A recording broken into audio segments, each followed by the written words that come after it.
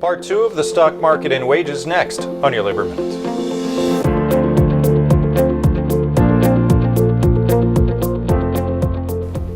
Hello, I'm Mark Harrison. Yesterday we reported on how the threat of inflation was roiling the stock markets and how that had the potential of halting any real gains for wages. And today we'll look at why we find ourselves in this mess. Taking inflation into account, workers' wages have barely increased over the last year, let alone the past 40 years. And why is that? Well, for one thing, the bargaining power that workers once held has all but disappeared. Unions now represent only 6.5% of the workforce in the private sector. And the few union contracts that remain no longer contain cost of living increases.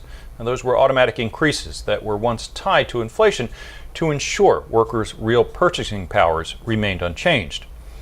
And corporations have become so greedy about keeping their earnings away from workers that by some estimates, workers have lost $10 trillion since the year 2000.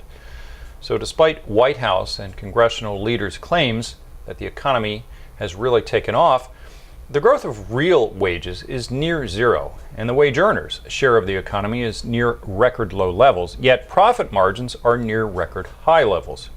And according to many, demand on the economy hasn't been fueled by rising business investment, but rather by consumers drawing down their savings accounts with consumer debt nearing record levels. Wages simply must be allowed to rise, yet with the Federal Reserve Board ready to put the brakes on, that seems unlikely. So how do we reverse this hopeless box workers find themselves in?